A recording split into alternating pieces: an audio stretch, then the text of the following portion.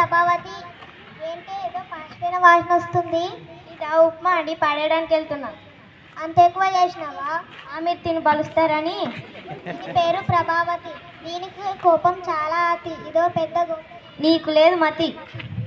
అవును, దీన్ని పడేయడానికన్నా ముసల్దానికి ఇస్తే అయిపోతుంది కదా. అత్తయ్య గారు, అత్తయ్య గారు, మీకోసం ఉప్మా తెచ్చిన, తీసుకోండి. ఇది ఉప్మా పాచిపోయిందండి. మీకు వేడివేడిగా జీడిపప్పు వేసుకొచ్చి పెడతారా? అదే తినండి, అదే తినకొచ్చి సావండి. ఇప్పుడు ఏమైనా తినక బరువులు మోసేది ఉందా, ఏమైనా చేసేది ఉందా? అదే తినండి. వద్దాం. ఏమైంది? ఏమైందంటారేంటండి? ఆ ముసలిదాంతో నేను చాకరీ చేయలేకపోతున్నా. అంత చాకరీ ఏం చేసావే? మీరేం పొద్దున ఆఫీస్కి వెళ్తారు, పాప ఏమి స్కూల్కి వెళ్తుంది. ఆ ముసలిదాంతో నేను ఏగలేకపోతున్నానండి. ఇప్పుడు ఏమైందని? ఏదో అనాథాశ్రమంలో హాస్పిటల్లో జాయిన్ చేసి రావచ్చు కదండి. వద్దు, మా అమ్మే కదా. ఉంటే ఇంట్లో నేనని ఉండాలి, ఆ ముసలిదాన్ని ఉండాలి. నేను వెళ్ళిపోతాను, నన్ను వెళ్ళిపోమంటారా? నేను అసలు భరించలేకపోతున్నా. సర్లే. Hello, Aiza old age home అండి. ఇక్కడ ఒక ముసలాయం ఉంది, ఆమె జాయిన్ చేసుకుంటారా? సరే. ఏమంటారండి?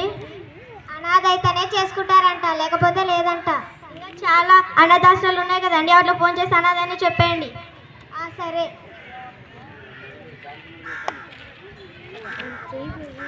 Hello, Gadwal old age home అండి.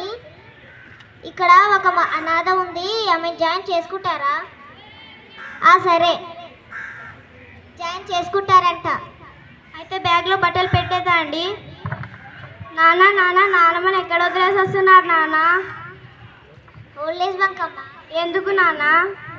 ఇప్పుడు మనకు చాలా పనులు ఉన్నాయి కదా. నేను రోజు ఆఫీస్కి వెళ్తున్నాను, నువ్వు రోజు స్కూల్కి వెళ్తావు. అమ్మకు కూడా చాలా పనులు ఉన్నాయి కదా, నాన్నమ్మని ఎవరు చూసుకుంటారు? అందుకే అమ్మా. అయితే నానమ్మతో పాటు నేను కూడా వెళ్తాను నాన్న. ఎందుకమ్మా? మీరైతే నాకు కథలు చెప్పారు, పాటలు ఆటలు ఆడిపోయారు. నాకైతే నాన్నమ్మ అన్నీ నేర్పుతుంది. నేను వెళ్తాను నాన్న. వద్దమ్మా. అయితే ఆ నెంబర్ నాకు ఇవ్వు నాన్న. ఎందుకమ్మా? నేను కూడా పెద్దగా మిమ్మల్ని కూడా అక్కడే వదిలేసి వస్తాను నాన్న.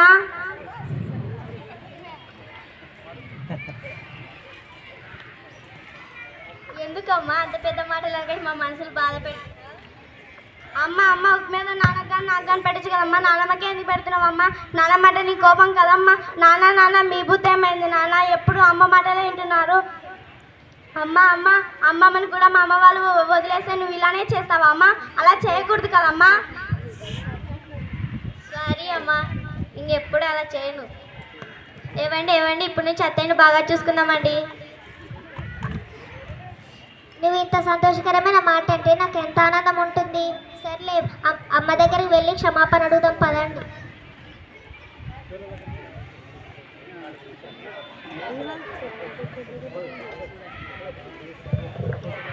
అత్తయ్య గారు మమ్మల్ని క్షమించండి అత్తయ్య గారు. మా నాన్న చల్లగా ఉన్నాడమ్మా, చల్లగా ఉన్నాడు. మా మంచి నాన్నమ్మ అంతా క్షమిస్తుంది. లేవండి.